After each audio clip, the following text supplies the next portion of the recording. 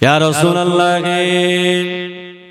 ইয়া হাবিবাল্লাহ আমার স্বামী শহীদ হয়ে গিয়েছে হুজুর আমার দুঃখ না হুজুর আমার কষ্ট না কেন না কিয়ামতের দিনে আমি শহীদের বিবি হয়ে উঠতে পারবো জোরে হবে না ইয়া রাসূলুল্লাহ তবে ইয়া রাসূলুল্লাহ আমার স্বামীকে জানো বিনা গোসলে কবর দেবেন না আমার স্বামীর উপরে গোসলটা ফরজ আছে ইয়া রাসূলুল্লাহ আমার স্বামী নতুন বিবাহ হয়েছিল আমার স্বামী আমার ঘরের ভিতরে ছিল দুধের দামামা বেজে উঠল আমার স্বামী ছুটে ছুটে উহুদের ময়দানে চলে গেলেন ইয়া রাসূলুল্লাহ আমার স্বামীর উপরে গোসলটা ফরজ আছে হুজুর উহুদের ময়দানে যারা শহীদ হয়ে গেছে শহীদের লাশ গোসল দেওয়া হয় বিনা গোসলে কবর দেওয়া হয় হুজুর আমার স্বামীকে জানো বিনা গোসলে কবর দেবেন না আমার স্বামীর উপরে গোসলটা ফরজ হয়ে গেছে আল্লাহ নবী বলেছিলেন ও আমার সাহাবারা চলে যাও আমার হানজালাকে নিয়ে যাও আল্লাহ নবী সাহাবারা উহুদের ময়দানে চলে গেলেন তন্ন তন্ন করে খুঁজলেন হানজালা হুজুরকে পাওয়া যায় না ইয়া রাসূলুল্লাহ হানজালা হুজুরে পাওয়া যায় না হানজালাকে দেখতে পায় না আল্লাহ পাক আর থাকতে পারে না ফেরেশতা জিবরাইলকে পাঠিয়ে দিলেন ও ফেরেশতা জিবরাইল চলে যাও আমার হাবিবকে জানিয়ে দাও আমার দোস্তকে জানিয়ে দাও হানজালাকে পাওয়া যাবে না হানজালার উপরে আমি আল্লাহ এত রাজি হয়ে গিয়েছি হানজালার উপরে আমি আল্লাহ এত খুশি হয়ে গিয়েছি হানজালাকে নিয়ে আমার আরশ মহল্লা জান্নাতের পানি দ্বারা গোসল দেওয়া হয় হানজালা আল্লাহ এত রাজি হয়ে গিয়েছে হানজালাকে নিয়ে আরশ মহল্লায় জান্নাতে পানি দ্বারা গোসল দেওয়া হয় ফেরেশতা জিজ্ঞাসা বলে হুজুর হানজালা হুজুরকে পাওয়া যাবে না আল্লাহ অনেক ভালোবেসেছে আল্লাহর বান্দারা যুবকেরা জওয়ানেরা তাহলে আল্লাহ নবী সাহাবারা নবীর জন্য জীবন দিয়েছেন কলেমাটা ছাড়লেন না ও আল্লাহর বান্দারা হযরত জাবের রাদিয়াল্লাহু আনহু ছুটে ছুটে চলে আসলেন ইয়া রাসূলুল্লাহ হাবিবাল্লাহ হুজুর আমার আব্বা জান কোথায় হুজুর আমার আব্বা কোথায় আল্লাহ রাসূলে যাবে তোমার আব্বা তো উহুদের ময়দানে শহীদ হয়ে গেছে ইয়া রাসূলুল্লাহ ইয়া হাবিবাল্লাহ আমার আব্বা শহীদ হয়ে গিয়েছেন হুজুর আমার দুঃখ না হুজুর আমার কষ্ট না হুজুর আপনার কাছে একটা পরামর্শ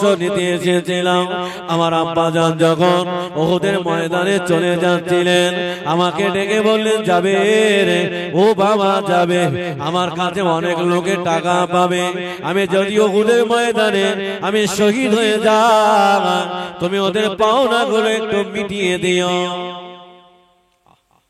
আমরা যেমন মরণের পরে আব্বা জান যদি মারা যায় বলি না বাবা তোর কেউ দেনা পাওনা থাকলে আমাকে বলো ঠিক তো জাবের রাদিয়াল্লাহু আনহুকে বলে বাবা যাবে তুমি ওদের পাওনাগুলো একটু মিটিয়ে দিও জাবের রাদিয়াল্লাহু আনহু আল্লাহ রাসূলের দরবারে দাঁড়িয়ে গেলে হুজুর আমার আব্বা জান শহীদ হয়ে গেছেন হুজুর পাওনাদাররা সব শুনতে পেয়েছে আমার আব্বার বাড়ির সামনে সবাই দাঁড়িয়ে পড়েছে হুজুর আমার আব্বা তো কিছু রেখে যায়নি শুধু একটা খেজুরের বাগান ছাড়া আল্লাহ রাসূল বলেন যাবে খেজুরের বাগানে খেজুর পেকেছে হুজুর কিছু খেজুর পেকেছে অনেক খেজুর পাকেনি আল্লাহ রাসূল বলেন যাবে খেজুরের বাগানের ভিতরে চলে যাবে গিয়ে যত খেজুর পেকেছেন ওই খেজুরগুলো এক জায়গায় করে পাওনাদার আসলে আমি নবী আমাকে সংবাদ দেবে আমি নিজে হাতে ওদের পাওনাগুলো মিটিয়ে দেব একবার জোরে হবে না সুবহানাল্লাহ জাবের রাদিয়াল্লাহু আনহু বাড়ি চলে আসলেন খেজুরগুলো পেড়ে নিয়ে সব ঘরের ভিতরে সাজিয়ে রাখলেন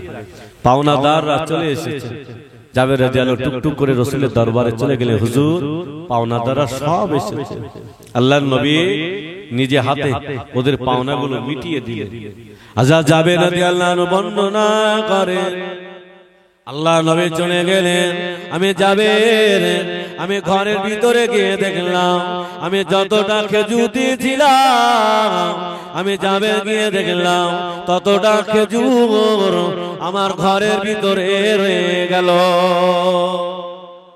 কার হাতে ছোঁয়া?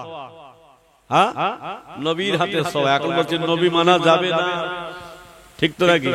হ্যাঁ, পীর মানা যাবে না, পীরা ধরতে হবে না, নফল নামাজ পড়া যাবে না, সুন্নত পড়া লাগবে না, আখিরি জোর পড়া যাবে না। হয়তো নাকি? হ্যাঁ, তাহলে পীর যদি না ধরে তার পীর নেই, তার পীর কে বাপ? হ্যাঁ, শয়তান ইবলিস তার পীর। বাংলাদেশে অনেক বক্তার জলসা শুনবে না, জীবন বরবাদ হয়ে যাবে। ওরাই বলছে শবে বরাতের রাত্রে যে দোয়া করা হয়, মসজিদের ভিতরে নামাজ পড়া হয়, জিয়ারত করা হয়, ঠিক ঠিক ব্যক্তি বলছে, কি বলছে যে হ্যাঁ শবে বরাতের রাত্রে যে দোয়া করা হয়, মসজিদে নামাজ পড়া হয়, এদিকে হয়তো বাপ নাকি? হ্যাঁ, আচ্ছা, দাদা পীর সিলসিলার মানুষ তো, তাকবীর দাও দিন, নারায়ে তাকবীর। দাদা পীর কবরে জিন্দা না মারা গেছে? জোরে বলে। এই আকীদা বিশ্বাস করি তো আমরা। বলছে বেশ্যাখানায় থাকা ভালো, বলে নাউজুবিল্লাহ। আহ কি হবে বা? আজকে আমরা মার খাচ্ছি কেন? আল্লাহ যে নবীকে না বানালে আল্লাহ কাউকে বানাতো না, সেই নবীর উপরে ওস্তাগিরি চলছে। আল্লাহর বান্দারা, যুবকেরা, জওয়ানেরা, যাদের বড় মোবাইল আছে ওই মোবাইলে লিখবেন ফুরফুরা শরীফের পিডিএফ লাইব্রেরি, ওখানে সমস্ত আল্লামা হুজুরের 150 কিতাব লিখেছেন, ওই কিতাবগুলো দেওয়া আছে। আখিরি জোহরটা পড়ে দেখবেন, যারা আখিরি জোহরের নামাজ পড়ে না ওদের জুম্মার নামাজও হয় না। কোন কিতাবে লেখা আছে? হ্যাঁ, কথা বলো না কেন? আখিরি জোহরে কিতাবে হুজুর দেখবে বড় মোবাইলে, কাল সকালবেলা আমার কাছে ফোন করবে, ফোন করে বলে ভাই আমার এই নাম্বারটা একটু অ্যাড করে দেন, ওর সঙ্গে গ্রুপ নিয়ে অ্যাড করে দেবো, গ্রুপে সমস্ত কিতাব পেয়ে শুধু বলবে আখিরি জোহর, কালেমাতুল কুফর বলবে, গটাগট দিয়ে দেবে, সমস্ত কিতাব লোড করা আছে। ও আল্লাহ বান্দারা, যুবকেরা, জওয়ানেরা, যারা বলেন নবী হায়াতুন, নবী না, নবী জিন্দা, নবী না, ওয়াজ আমার এখানে মনে রাখবেন। চলুন একটু ফুরফুরা শরীফ থেকে ঘুরে আসি। আল্লাহর ওলি মুজাদ্দিদুজ জামান দাদা হুজুর পীর কেবলা রহমাতুল্লাহ আলাইহি কলিজা টুকরা হযরত নওয়াজ হুজুর পীর কেবলা। নওয়াজ হুজুরের নাম কি? হ্যাঁ, নওয়াজের নাম নাজমুল সাদাত সিদ্দিক। একবার জোরে হবে না সুবহানাল্লাহ? যিনি মায়ের পেট থেকে ওলি হয়েছিলেন, জোরে হবে না সুবহানাল্লাহ? এই নওয়াজ হুজুরকে আল্লাহ কি মাকাম দিয়েছিলেন। হুজুর একদিন দরবারে বসে আছে, তা দাদা হুজুরের কাছে একটা জিনের রোগী এসেছে। দাদা হুজুর বলছেন, নাজমুল সাদাত তুমি জিনের তাকবীরটা লিখে দাও, একটু নামাজটা পড়ে আস। দাদা হুজুর নামাজ পড়তে গেছেন, নওয়াজ হুজুর তাকবীর লিখছে। এখন যে নওয়াজ হুজুর হাতটা বন্ধ করেছে, হাতটা বন্ধ করে দিয়েছে। নওয়াজ হুজুর শুধু একবার জেনের দিকে তাকিয়েছেন, জেনটা ওখানে ছটপট করে মারা গেছে, ওইখানে ছটপট করে মারা গেছে। দাদা হুজুর মসজিদ থেকে বার হয়েছে, জেনের বাদশা জিজ্ঞাসা করতে, হুজুর আপনার সন্তান নাজমুল সাদাতকে একটু বলুন না, আমার বাচ্চাগুলো সব মেরে দিচ্ছে। দাদা হুজুর জিজ্ঞাসা করছি, বাবা নাজমুল সাদাত আমি তোমার বললাম তাকবীর লিখতে, তুমি জেন সমুদ মেরে দিলে কেন? তার নওয়াজ হুজুর বলছে, আব্বা ও আমার হাতটা বন্ধ করেছে, আমি যদি একবার জেনের দিকে তাকিয়েছি ও যে মারাও যাবে আমি নাজমুল সাদাত বুঝতেও পারিনি। একবার জোরে হবে না সুবহানাল্লাহ? আল্লাহ কি চোখ দিয়েছে। এই নওয়াজ হুজুর পীর কেবলা গভীর রাতে ঘরের ভিতরে বসে বসে রাসূলুল্লাহর শানে নাত পড়তেন, দরুদ পড়তেন। ইমাম গাজ্জালী রহমাতুল্লাহ আলাইহি কিতাবে লিখেছেন, যখন বড় বড় বালা মুসিবত আসে ওই সময় বেশি বেশি রাসূলের দরুদ পড়লে আল্লাহ বালা মুসিবত আসমানে উঠিয়ে নেয়। একবার জোরে হবে না সুবহানাল্লাহ? আল্লাহ রাসূলকে আমরা ভুলে গিয়েছি, না হুজুর পীর কেবলা গভীর রাত্রে নাত পড়ছেন, দরুদ পড়ছেন। দাদা পীর কেবলা হুজরাখানা থেকে বার হয়ে দেখে আল্লাহর নবী মদিনা শরীফ থেকে ফুরফুরা জমিনে হাজির হয়ে গেছেন। একবার জোরে হবে না সুবহানাল্লাহ? নবীকে আসতে পারে না? জোরে বলে। নবী এখানেও আসতে পারে। আল্লাহর বান্দারা, যুবকেরা, ও জওয়ানেরা, আল্লাহর ওলি হযরতে মুজাদ্দিদুজ্জামান দাদা হুজুর পীর কেবলা আল্লাহর নবীকে সালাম দিলেন। আল্লাহর নবী চলে গেলেন, পিছনের দিকে তাকিয়ে দেখেন আল্লাহর ওলি হযরতে নূহ হুজুর দাঁড়িয়ে আছেন। দাদা হুজুর নূহ হুজুরকে একটু ধমক দিয়েছে, বাবা রাসূলুল্লাহর সঙ্গে বিয়াদবি করনি তো। ধমক দিয়েছেন। সকাল হয়ে গেল, মাঠে মসজিদে আযান হয়ে গেল, সকলে নামাজ পড়তে চলে গেলেন। আল্লাহর ওলি হযরতে মুজাদ্দিদুজ্জামান হুজুর পীর কেবলা হুজুর আমার নামাজ পড়ালেন। হুজুর আমার সালাম ফিরিয়ে দেখেন সবাই বসে আছেন, নূহ হুজুর বসে নাই। আল্লাহর ওলি জিজ্ঞাসা করেছিলেন, ও আমার ভক্ত মুরিদেরা, বলো না আমার নাজমুল সাদাতকে দেখেছ? কেউ বলতে পারে না। সবাই দাঁড়িয়ে গেলেন। সারাদিন কেটে গেল, মাগরিবের নামাজ হয়ে গেল। আল্লাহর ওলি হযরতে দাদা হুজুর পীর কেবলা জিকির আজকার করলেন, মুরাকাবা মুশাহাদা করলেন। আল্লাহর ওলি ইশার নামাজ পড়ে ঘরের ভিতরে চলে গেলেন। নামাজে মুসাল্লাটা বিছিয়ে মদিনা দিকে ফিরে কাঁদেন, ইয়া রাসূলুল্লাহ হাবিবাল্লাহ, ইয়া রাসূলুল্লাহ হাবিবাল্লাহ, হুজুর আমি আবু বকর আপনার সাথে কি বেয়াদবি করেছেন? আমার নাজমুল সাদাত আপনার সাথে কি বেয়াদবি করেছেন? ও আল্লাহ বান্দারা, আল্লাহর ওলি হযরতে মুজাদ্দিদুজ্জামান দাদা হুজুর পীর কেবলা হুজুর আমার কাঁদতে কাঁদতে ঘুমিয়ে গিয়েছেন। গভীর রাত্রে আল্লাহর নবী স্বপ্নের ভিতরে জানিয়ে দিলেন, ও বাবা আবু বকর, তোমার নাজমুল সাদাতকে আমি নবী এত ভালোবাসি, আমি নবী এত মহব্বত করে, তোমার নাজমুল সাদাত আমার সামনে নাত পড়েন, আমার সামনে কবিতা পড়েন।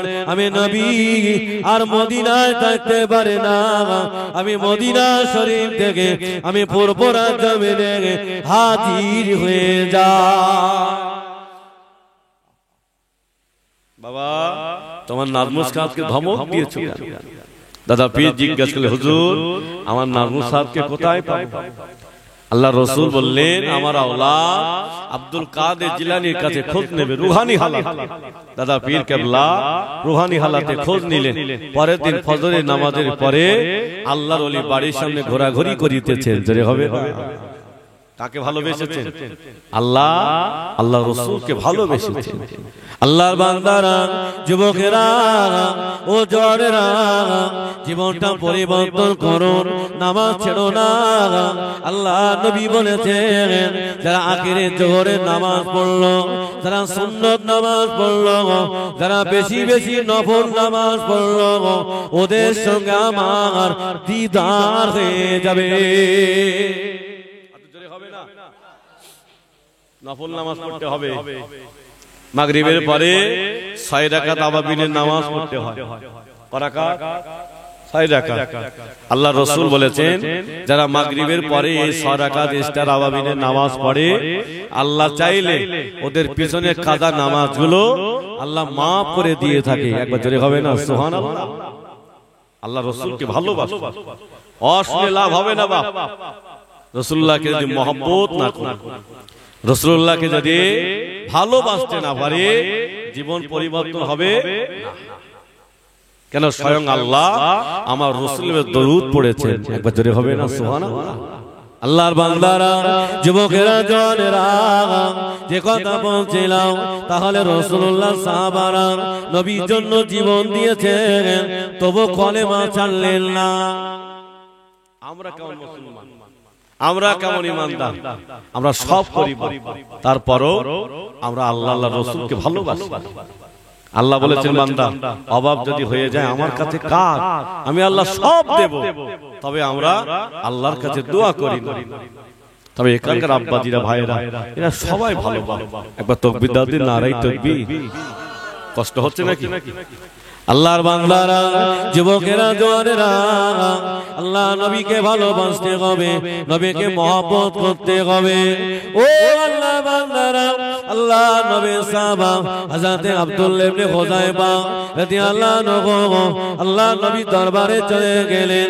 ইয়া রাসূলুল্লাহ, ইয়া হাবিবাল্লাহ, আমাকে একবার কলেমা পড়িয়ে দেন। আল্লাহ রাসূল বললেন, আব্দুল্লাহ ইবনে হুযায়ফা, তুমি কলেমা পড়ে এই কলেমাটা ধরে রাখতে পারবে তো? কলেমাটা ধরে রাখতে পারবে তো? সামনের দিনে বাবা আমাদের ঈমান কেনা বেচা হবে। সামনের দিনে আমাদের ঈমান কেনা বেচা হবে। এই জন্য আল্লাহ রাসূল বলেছে, এক হাতে আগুন রাখতে সহজ হবে, ঈমান রাখা বড় কঠিন হয়ে যাবে।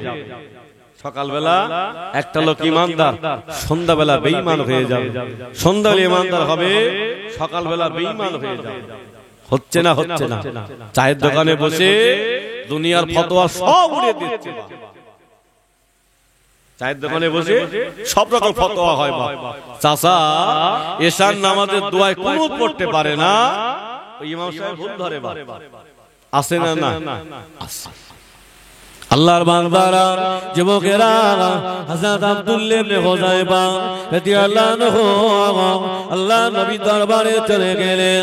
ইয়া রাসূলুল্লাহ, ইয়া হাবিবাল্লাহ, আমাকে কলেমা পড়িয়ে দেন। আল্লাহ নবী ঈমানে কলেমা পড়িয়ে দিলেন। হযরত আব্দুল্লাহ ইবনে হুযায়ফা রাস্তা দিয়ে হেঁটে হেঁটে যায়, বাদশার সঙ্গে দেখা হয়ে গেল। ও বাদশা নামদার, একটাবার বলো না কোথা থেকে এসেছ? বাদশা জিজ্ঞাসা করলেন, বাবা আব্দুল্লাহ ইবনে হুযায়ফা কোথায় গিয়েছিলেন? হযরত আব্দুল্লাহ ইবনে হুযায়ফা বললেন, আমি আল্লাহ নবী হাতে হাত দিয়ে কলেমা পড়ে মুসলমান হয়ে গিয়েছি। বাদশা জিজ্ঞাসা করলেন, আব্দুল্লাহ ইবনে হুযায়ফা তুমি কলেমা পড়েছো? বাদশা বলে, আব্দুল্লাহ ইবনে হুযায়ফা, আমার জীবনে যত অর্থ বানাখানা সব যা আছে তোমার নামে অর্ধেকটা লিখে দেব। একটা বার শর্ত হলো, রাসূলুল্লাহ কলেমাটা ছেড়ে দিতে হবে। রাসূলুল্লাহ কলেমাটা ছেড়ে দিতে হবে। আল্লাহর বান্দারা, যুবকেরা, জওয়ানেরা, ঈমানদার সবাই না, মুসলমান সবাই না। ও আল্লাহর বান্দারা, যুবকেরা, জওয়ানেরা, অনেক বাবা মুসলমান আছে, ওরা বলে ধর্ম যার যার, ইসলাম সবার। উৎসব যার যার, কি বলে? উৎসব যার যার, ধর্ম সবার না। অনেক নেতা আছে বাবা, এরা পুজোর প্যান্ডেলে গিয়ে এরা ওই কি বলে, কি দেয়, প্রসাদ দেয় না, ওরা সেটাও খায়। তাহলে ওকে আর মুসলমান আছে বলে মনে হচ্ছে না? কথা বলেন না কেন? অসুবিধা হচ্ছে আপনাদের নাকি? এরা কারা? এরাও তো মুসলমান। ও আল্লাহ বান্দারা, যুবকেরা, জওয়ানেরা, বসিরহাটে বড় মাওলানা আল্লামা হুজুর কিতাবে লিখেছেন, মুসলমানেরা মেলায় যেতে পারে না, ওরা পুজো দেখতে যেতে পারে না, ওরা মেলায় যেতে পারে না। যারা মেলায় যায়, পুজোয় যায়, ওরা কাফের হয়ে যায়, ওর বিবির নিকাহ ভঙ্গ হয়ে যায়। ওই অবস্থায় মেলামেশা করলে ওর গর্ভে যা বাচ্চা হয়, হারাম যারা তৈরি হয়। আমার সমাজের লোক যায় না, যায় না? হ্যাঁ, যায়। তাহলে এতে অকাপ সম্পত্তি আমাদের ফিরিয়ে আসবে কি করে? নাকি তাকবীর তো কাজ হবে না। ও আল্লাহ বান্দারা, যুবকেরা, হযরত আব্দুল্লাহ ইবনে হুযায়ফা হুজুর আমার দাঁড়িয়ে গেলেন, ওগো বাদশা নামদার, আমার জীবনও যদি চলে যায়, আমি আমার জীবনটা দিয়ে দেব, তবে আমি কলেমাটা ছাড়তে পারবো না। হযরত আব্দুল্লাহ ইবনে হুযায়ফা ঈমানে পাওয়ার কথা থেকে পেয়েছিলেন। ও আল্লাহর বান্দারা, আল্লাহর নবীর সাহাবা হযরত খাব্বাব রাদিয়াল্লাহু আনহু বেঈমানেরা টাকা দিয়ে কিনে কিনে নিয়ে এসেছেন হযরতে খাব্বাবকে জীবনের মতো শহীদ করে দেবেন। হযরতে খাব্বাব রাদিয়াল্লাহু আনহু প্রতিদিন তোমার আমারে হুজুর যখন বেহুশ হয়ে যায় বন্দি শিবিরে ফেলে রেখে আসেন, হযরতে খাব্বাব মারা যায় না, খাব্বাব শহীদ হয়ে যায় না। ওই সময় বলেছিলেন ও বাবা খাব্বাব আজকে তোমাকে শহীদ করে দেওয়া হবে, আজকে তোমাকে শুলে চড়িয়ে দেওয়া হবে, তোমার মনে কি কোনো আশা আছে বলো না। হযরতে খাব্বাব রাদিয়াল্লাহু আনহু বললেন আমাকে এক লোটা পানি দাও, আমাকে একটা ধারালো অস্ত্র দাও, আমাকে এক লোটা পানি দাও, একটা ধারালো অস্ত্র দাও। অস্ত্র নিয়ে কি করবে? দু জায়গার লোমগুলো সাফ করে নেবে। 40 দিন অন্তর দু জায়গার লোম সাফ করতে হয়। খাব্বাব রাদিয়াল্লাহু আনহু এক লোটা পানি নিয়ে ওযু করলেন, 2 রাকাত নামাজে দাঁড়িয়ে গেলেন, আল্লাহর কাছে দোয়া করলেন আল্লাহ এরা আমার নবীর দরবার থেকে মুনাফিকি করে নিয়ে এসেছে, আল্লাহ এরা আমার একটু পরে শুলে চড়িয়ে দেবে, মেরে দেবে, আল্লাহ আমার সালামটা রাসূলুল্লাহর কাছে পৌঁছে দিও। একবার জোরে হবে না সুবহানাল্লাহ। হযরত খাব্বাব রাদিয়াল্লাহু আনহু হুজুর আমার নামাজ পড়ে নিলেন, শুলে চড়িয়ে দেওয়া হবে।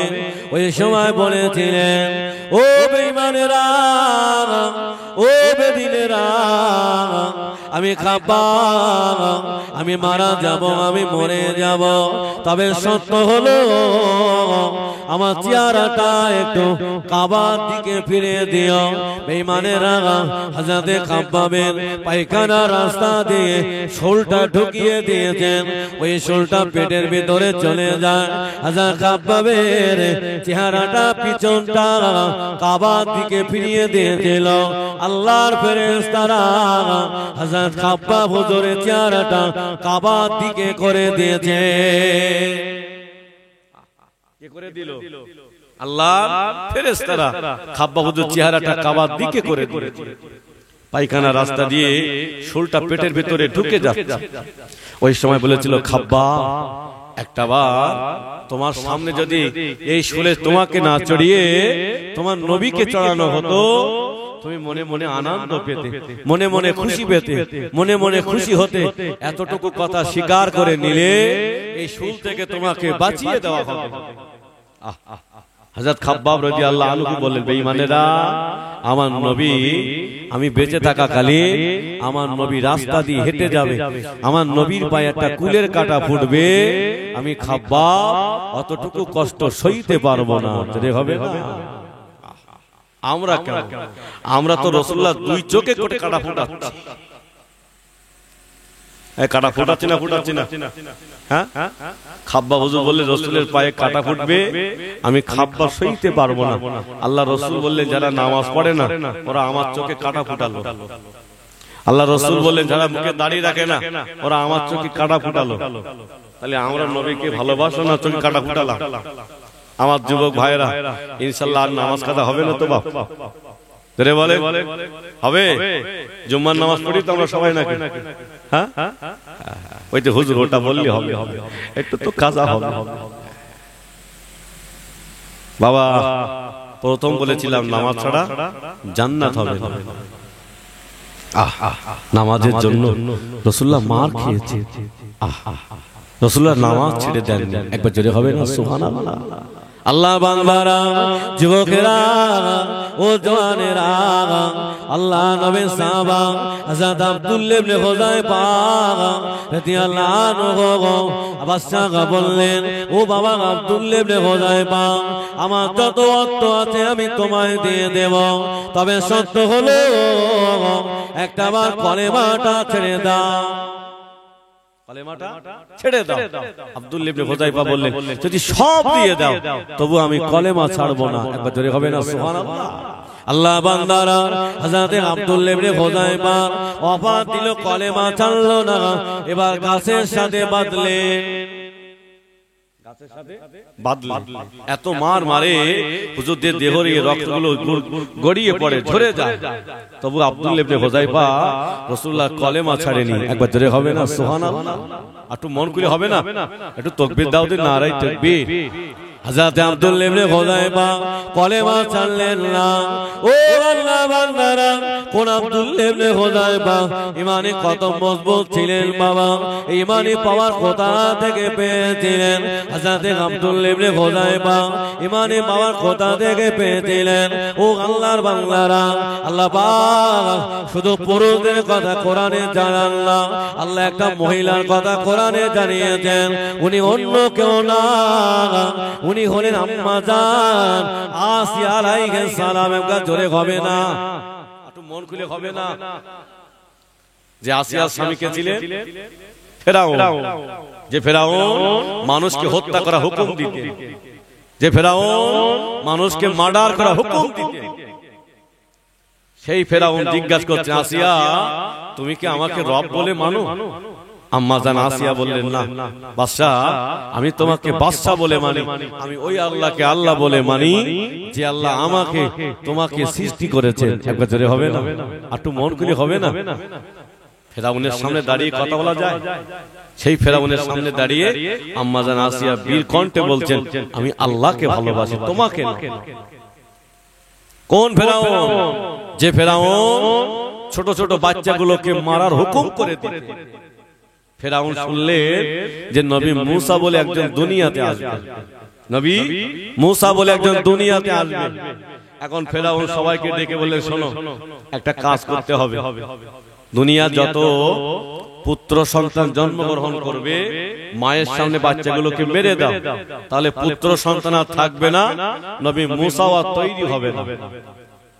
এই ফেরাউন যখন খোদাই দাবি করেছিল, তখন হামান বলেছিল, বাদশাটা কাজ করতে হবে। কি কাজ? বললো, মানুষ তোমাকে সবাই আল্লাহ বলে মানবে, তবে সত্য হলো আগে শিক্ষা প্রতিষ্ঠান বন্ধ করতে হবে। মানুষ গোমরা হয়ে যাবে, ওরা তোমাকে রব বলে মেনে নেবে। কথাটা ঠিক না? ঠিক বলো বাপ।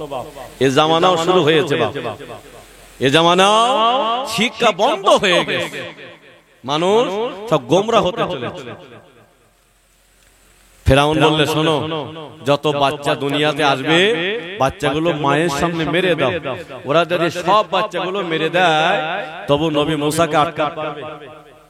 বলে না, পাঠাবে কে? আল্লাহ। আল্লাহ পাক বললেন, ওগো নবী মুসার মা, আমি মুসাকে তোমার গর্ভে পাঠাবো। ওই মুসা ভূমিষ্ঠ হবে, ওই মুসাকে নিয়ে দরিয়ায় বাক্সয় করে ভাসিয়ে দেবে। ওই বাক্সটা ভাসতে ভাসতে ভাসতে ভাসতে ফেরাউনের বাড়ি কিনারায় নিয়ে যাব।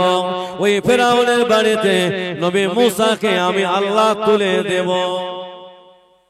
আল্লাহ পারে না? বলে সব পারে। আল্লাহ ওই ওয়াকাফ সম্পত্তি আমাদেরও ফিরিয়ে দিতে পারে, তবে সত্য হলো আল্লাহ আমাদের একটু পরীক্ষা করে দেখছে, আমাদের ইমানি পাওয়ার আছে না, আল্লাহ একটু দেখতে চায়। ও আল্লাহ বান্দারা, আল্লাহ নবী মুসা আলাইহিস সালামকে মাকে বললেন, ওগো নবী মুসার মা, তোমার নবী মুসা ভূমিষ্ঠ হবে। ওই মুসাকে বাক্সয় করে ভাসিয়ে দেবে, নীল দরিয়ায় ভাসতে ভাসতে ফেরাউনের বাড়ি কিনারায় চলে যাবে। আমি আল্লাহ ওই মুসাকে ফেরাউনের বাড়িতে দিয়ে আবার তোমার দুধ খাওয়ায় ফেরাউনের বাড়িতে নবী মুসাকে মানুষ করে নেব। ধরে হবে না? আল্লাহর কত কৌশল। নবী মুসা আলাইহিস ভূমিষ্ঠ হলেন, বাক্সে করে ভাসিয়ে দিলেন। ওই বাক্স ভাসতে ভাসতে ফেরাউনের বাড়ি কিনারায় পৌঁছে গেল। নবী মুসা আলাইহিস ভাসছে, ফেরাউন আসিয়া এক জায়গায় বসে আছে। আসিয়া দেখছে বাদশা একটা বাক্স ভেসে আসছে। বাদশার লোকজন বাক্সটা উপরে তুললেন, তুলে দেখে একটা ফুটফুটে পুত্র সন্তান। একবার জোরে হবে না? একটু মন খুলে হবে না? ফেরাউন জিজ্ঞাসা করছে, আসিয়া এ তো পুত্র সন্তান, ঝাড় ভয় করছিল, সে তো আমার ঘরে। বললে এই মুসা হবে না তো? চোরের মন পুলিশ পুলিশ বলছে, এই সে মুসা হবে না তো? এ তো পুত্রের সন্তান। তাম্মাজান আসিয়া বুঝতে পেরেছেন যে আল্লাহ খেলা শুরু হয়ে গেছে। তাম্মাজান আসিয়া বলছে, বাদশা আপনি তো মানুষের বড় খোটা, আপনি এতটুকু বাচ্চার ভয় কেন করছেন? ফেরাউনের মাথা গরম হয়ে গেছে যে আমার নবীর মুখে এত বড় কথা। ফেরাউন ঠান্ডা হয়ে ফেরাউন তখন বলছে আসিয়া ঠিক আছে বাচ্চাটা তুমি মানুষ করতে পারো, সত্য হলো একজন দুধ মা তো আনতে হবে, দুধ খাওয়াতে হবে। তার সমস্ত দুধ মাতার সংবাদ দেওয়া হলো। নবী মুসা আলাইহিস সালাম কারো কোলে ওঠে না, কারো দুধও খায় না। আল্লাহ কার কাছে দেবে? হ্যাঁ, মায়ের কাছে দেবে। নবী মুসা সাল্লাম কারোর কাছে যায় না। ফেরাউন তখন বলছে আসিয়া আর কি কোনো দুধ মাতা আছে, কাউকে পাওয়া যাবে? তা নবী মুসা সাল্লাম বাড়িতে কাজ করতেন নবী মুসা আলাইহিস সালামের বোন, একবার জোরে হবে না সুবহানাল্লাহ, ফেরাউনের বাড়িতে। তা নবী মুসা সাল্লাম বোন বলছে বাদশা আমি একজন দুধ মাতা আনবো করে নিয়ে এসো। নবী মুসা সাল্লাম বোন বাড়ি চলে গেলেন, আম্মা জান আমার ভাই মুসা ফেরাউনের বাড়িতে আছেন, দুধ পান করাতে হবে, একবার জোরে হবে না সুবহানাল্লাহ। আল্লাহর কি কৌশল! নবী মুসা আলাইহিস সালামের মা ছুটে ছুটে ফেরাউনের বাড়ি চলে গেল। আল্লাহ নবী মুসা আলাইহিস সালাম মায়ের কোলে উঠলেন এবং দুধ পান করলেন, জোরে হবে না। নবী মুসা আলাইহিস সালাম আস্তে আস্তে বড় হয়ে গেল। ফেরাউন একদিন দরবারে নিয়ে গিয়ে বললেন, ও আমার লোক লস্করেরা, আমার এই বাচ্চাটা আমার পরে দায়িত্ব তোমাদের কাছে রেখে গেলাম, আমার পরের দায়িত্ব আমার এই বাচ্চাটাকে মেনে নিন। যেই বলেছে নবী মুসা শতাং করে চড় মেরেছে। কার মুখে? ফেরাউনের মুখে চড় মেরেছে। ফেরাউনের মাথা আরো গরম হয়ে গেছে। বললাম এই যে মুসা হবে। নবী মুসা আলাইহিস সালামকে বাড়ি নিয়ে আসলেন। ফেরাউন বলেন আসিয়া এই বাচ্চাটাকে আমি আর রাখবো না, আমি যেন ভবিষ্যতে মনে করে এই বাচ্চাটা মুসা তৈরি হবে।